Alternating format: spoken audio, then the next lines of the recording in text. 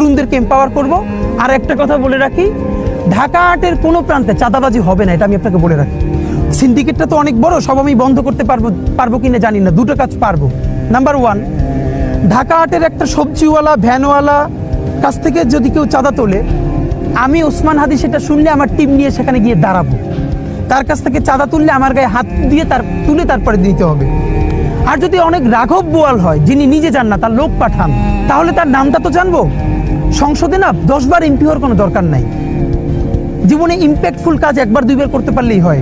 এটা আমি আগেও বলেছি, আবারও বলি, যেই রাঘব বোয়ালরা তাদের ছানাপোনা পাঠিয়ে চাঁদাবাজি করাবেন ঢাকা আটের মধ্যে, আমি সংসদে দাঁড়াইয়া বিসমিল্লা বইলা প্রত্যেকের নাম প্রকাশ করি।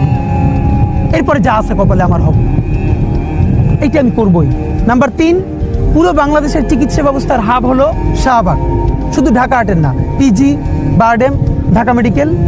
এমনভাবে সিন্ডিকেট করে রাখা হয়েছে, চিকিৎসা তো চিকিৎসা, আপনি মরে গেলে আপনার লাশটা পর্যন্ত নিয়ে অ্যাম্বুলেন্স সিন্ডিকেট করা হবে। আপনাকে চাওয়া হবে 20,000 টাকা, ওই 20,000 টাকার কমে যদি কোনো 15,000 টাকায় যেতে চায়, আপনার লাশ সেখানে তুলতে দিবে না। আপনি চিন্তা করেন, এমন দেশে আমরা আছি।